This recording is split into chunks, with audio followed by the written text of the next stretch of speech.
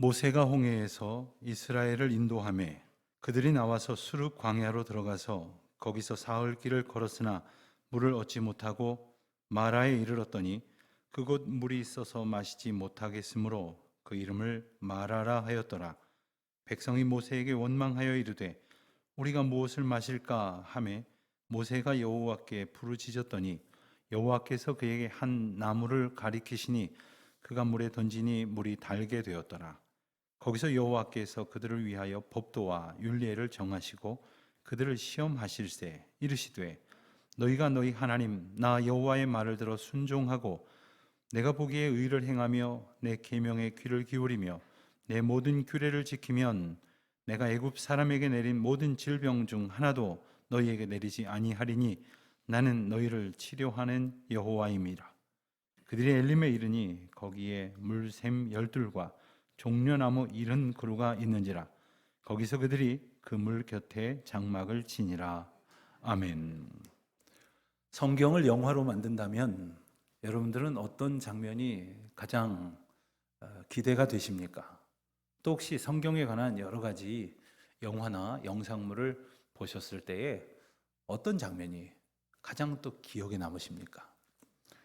저는 성경에 관한 주제로 만들어진 많은 영화나 기록물들을 수없이 보았습니다만 단연코 홍해가 갈라지는 장면이 아닐까 생각을 해봅니다. 언뜻 두 장면이 떠오릅니다. 찾아보니까 1962년에 발표된 영화 10개, 그렇게 오래됐나 싶지만 정말 오래된 영화입니다. 찰턴 헤스턴이 나오는 10개 영화에 홍해가 갈라지는 장면이 등장을 합니다. 조금은 조악하기까지 한 이 영상 특수 효과가 눈에 조금 어색하긴 합니다만 그럼에도 불구하고 그 오랜 세월 전에 그토록 장엄한 장면을 만들 수 있었을까 놀랍기도 합니다. 또 한 가지 장면은 여러분들보다는 우리 어린이들이 보았을 법한데 1998년에 나온 이집트 왕자라는 어린이 애니메이션 영화가 있는데 그 영화에 보면 실제 영화보다도 더 영화같이 홍해가 갈라지는 장면을 근사하게 묘사를 했습니다. 보고 또 보아도 참 감격적인 그런 장면이 아닐 수 없습니다. 여러분, 만약 우리가 영화나 영상물을 보고도 이렇게 감동적인데 실제로 그 장면을 보았다면, 그 자리에 있었다면 얼마나 대단할까요?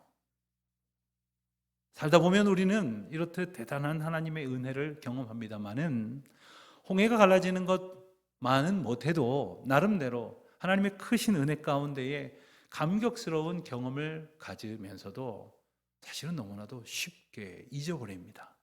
그리고 그 은혜로부터 멀어질 때가 참 많이 있습니다. 오늘 본문에 나오는 이스라엘 백성들이 그랬습니다. 그들이야말로 홍해가 갈라지는 엄청난 하나님의 개입을 목도하고 체험했음에도 불구하고 오늘 보니까 그들이 불평하고 원망하더라 하는 그런 장면을 보게 됩니다. 그럼 한참의 시간이 지났는가? 아닙니다. 겨우 사흘이 지났을 뿐입니다. 물론 100번 이해한다고 해서 그만한 사정이 있겠거니 하면서 살펴볼 일들이 없는 것은 아닙니다. 그들이 홍해를 벗어나서 사흘 길을 걷게 되었지만 마실 물이 없었다. 성경은 이렇게 전하고 있습니다. 여러분, 사흘을 굶어 보신 분도 많지는 않으시겠지만 아마 거의 없으시겠지만 사흘을 물을 마시지 못했다면 아마 우리는 상상도 하기 어려운 고통이 있었을 것이 틀림없습니다.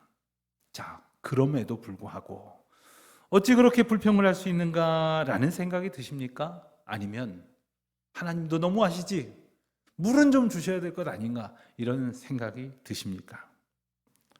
그러나 중요한 것은 그들이 본래부터 불평하던 사람이었다고만 하기에는 너무나 놀라운 은혜를 경험했던 사람이었고, 그리고 무엇보다도 하나님의 놀라운 그 감격을 기쁜 찬양으로 고백했던 사람들입니다.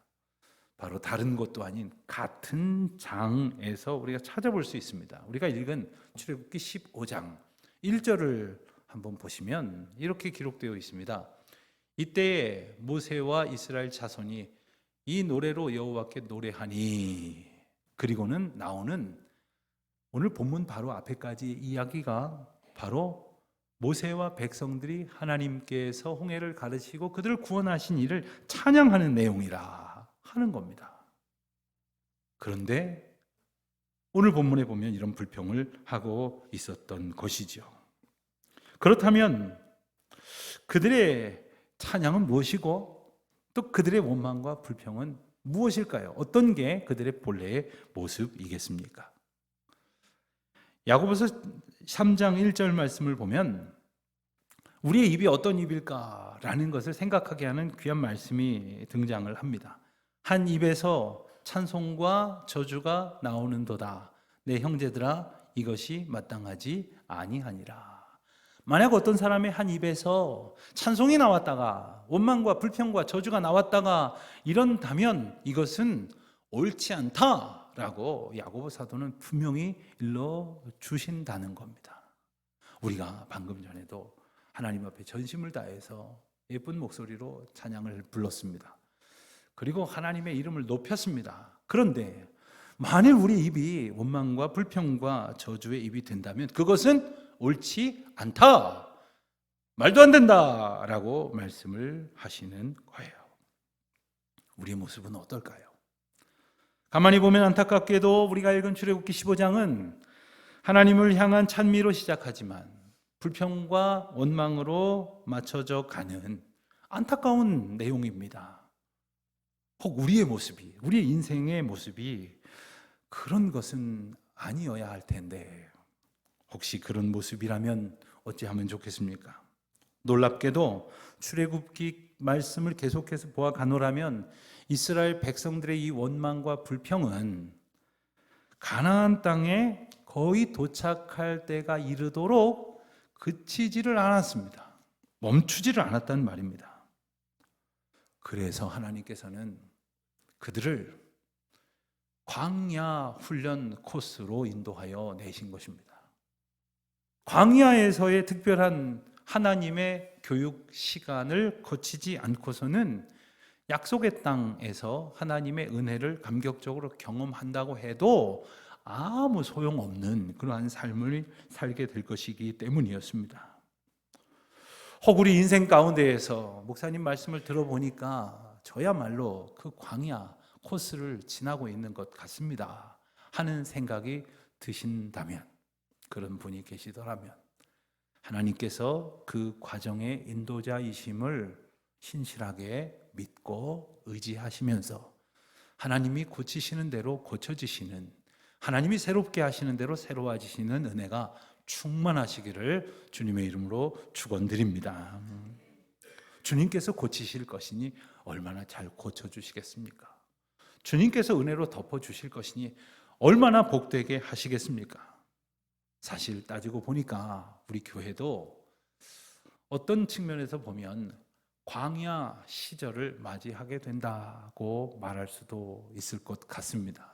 이제 몇 주 뒤에 이제 새로운 예배, 임시 예배 초소에 가 보시면 우리가 그동안 얼마나 귀하고 좋은 공간에서 있었구나 하는 생각을 하시게 될 것입니다. 그렇지만 인도하시는 분도 하나님이시고 복되고 새롭게 하실 분도 여호와시니 원망과 불평보다는 감사함과 소망으로 순종하며 나아가는 우리 모두가 되시기를 축원드립니다.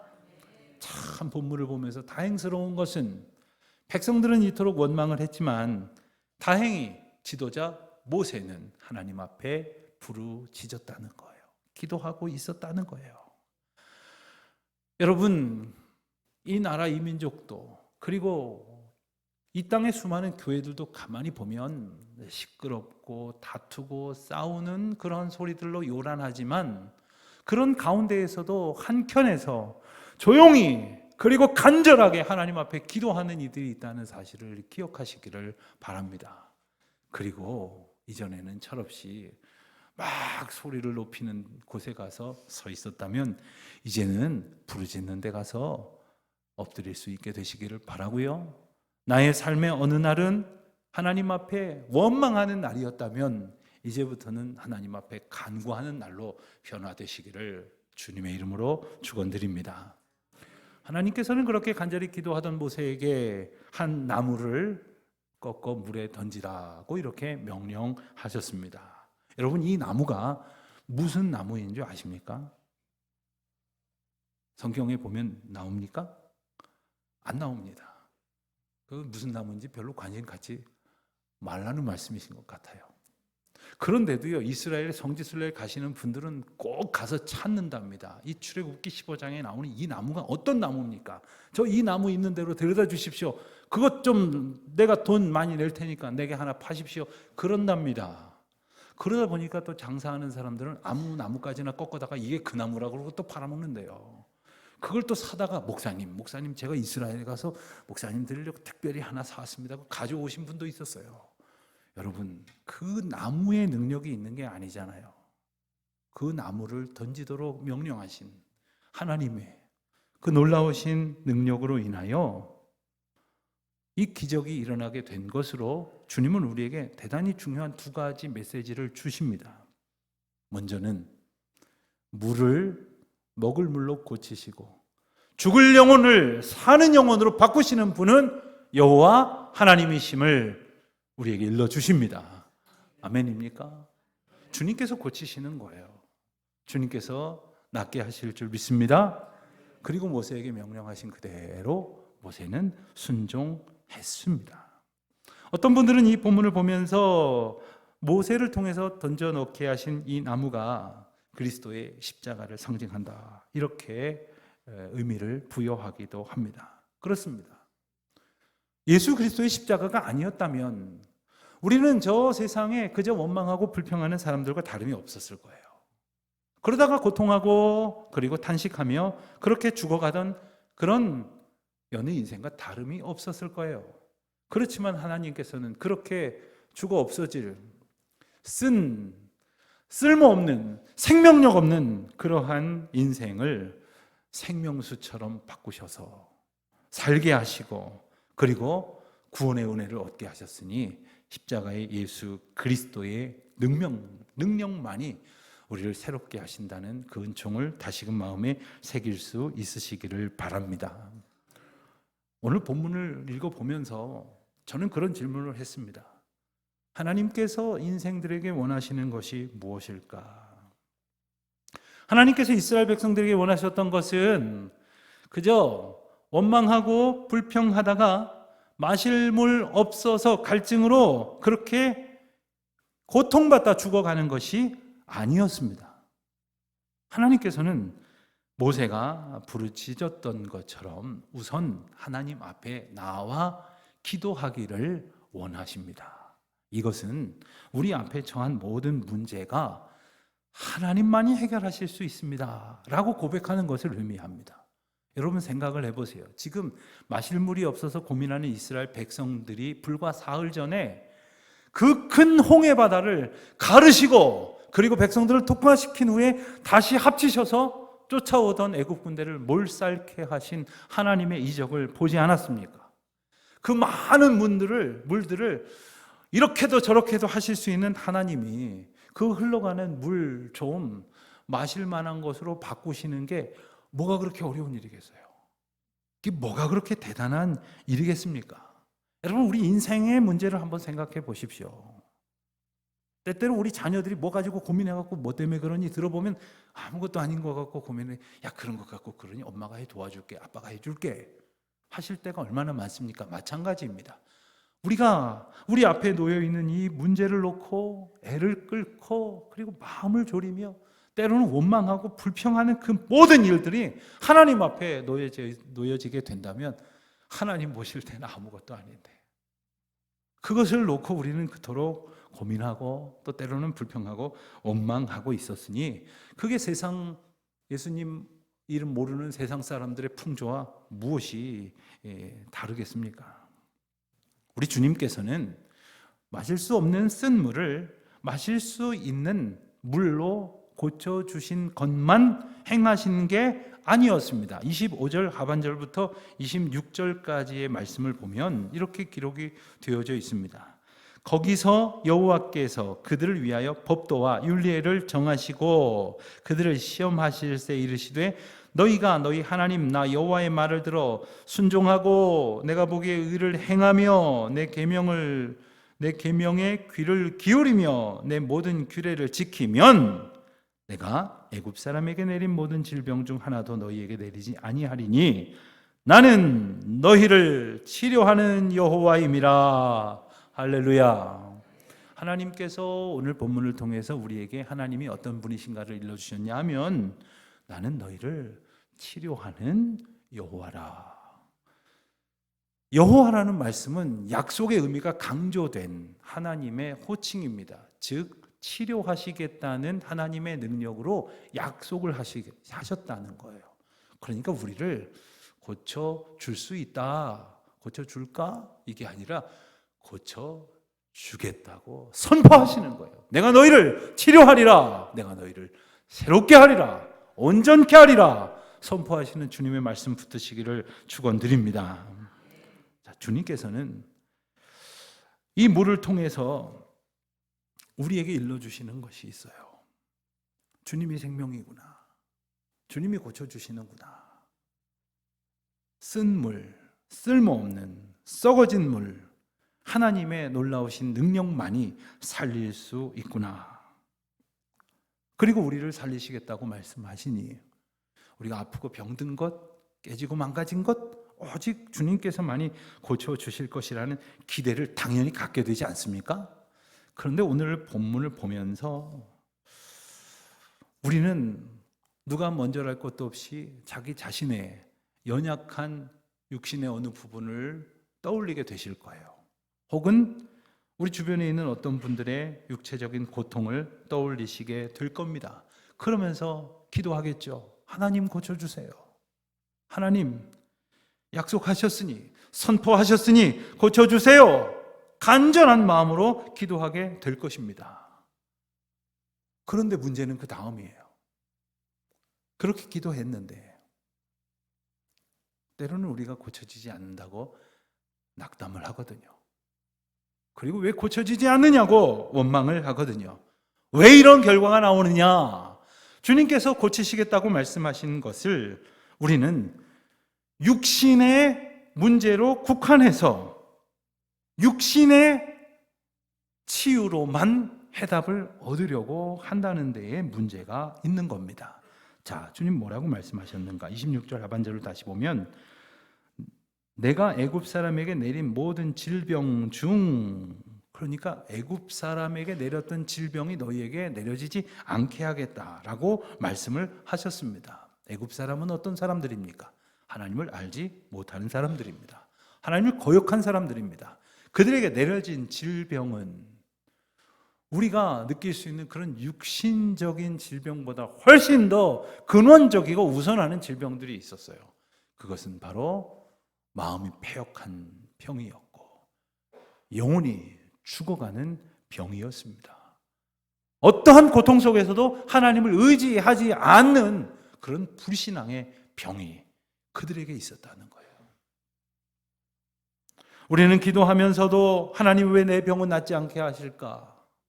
왜 고쳐주시지 않고 그분을 데려가셨을까? 그런 원망 어린 항변을 계속하기도 합니다.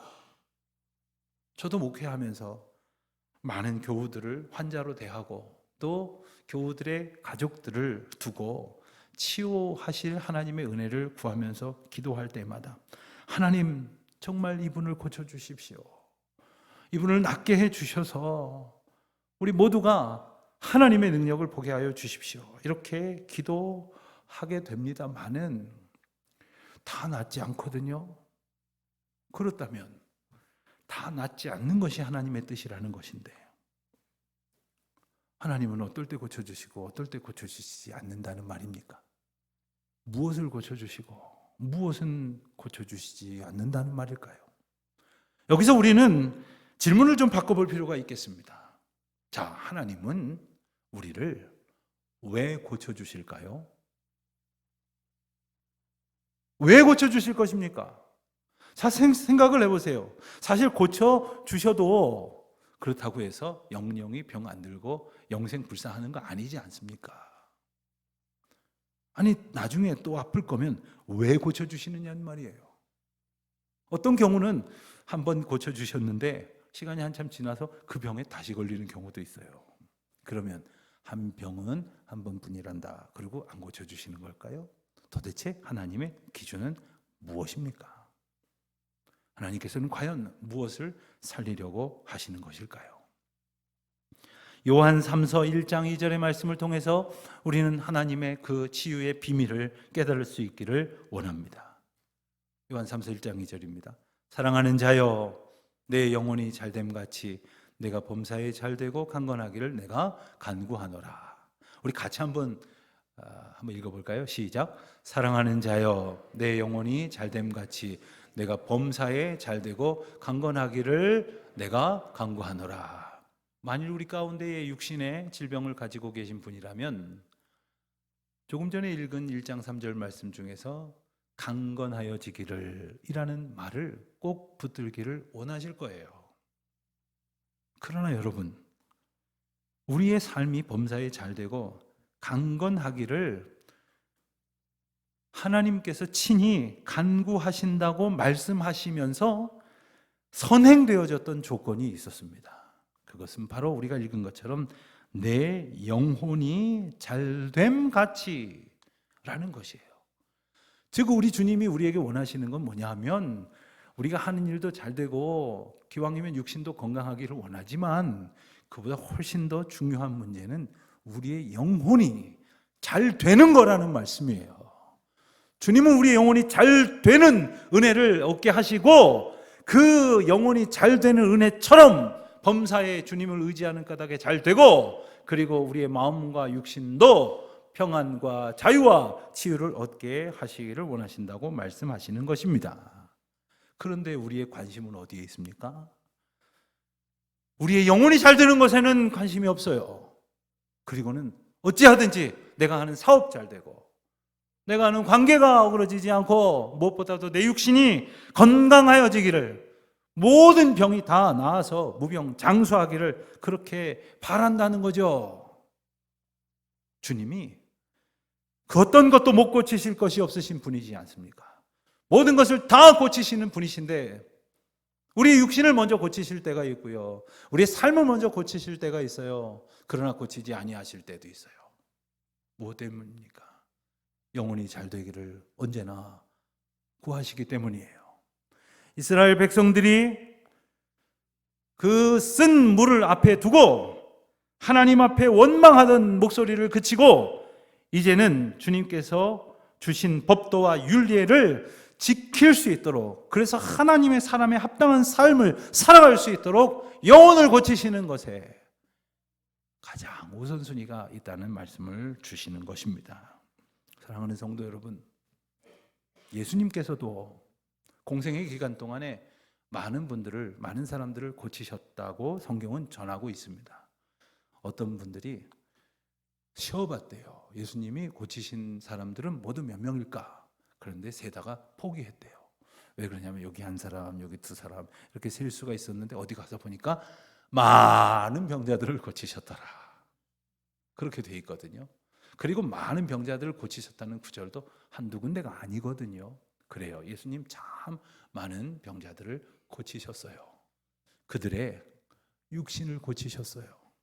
그러나 그들 중에 어떤 이는 모든 것을 다 버려두고 예수를 따라가는 영혼까지도 고침받은 사람이 있는 반면에 예수님이 고쳐주셨음에도 불구하고 그 길로 도망가서 다시 예수님을 찾지 않은 사람들도 있더란 말이에요. 바로 그런 사람은 육신은 고침을 받았지만 영혼은 회복되지 못한 사람들이죠. 사랑하는 성도 여러분, 그렇다면 하나 물어봅시다. 모든 것이 다 회복되고 나오면 좋겠지만 육신과 영혼 중에 하나만 낫게 해주실 거라면 어디가 나오면 좋겠습니까? 사도 바울의 경우를 한번 생각해 보십시다. 사도 바울도 그가 전하는 여러 서신서에서 반복적으로 이야기하듯이 그런 육체의 가시를 가졌다고 고백을 했습니다.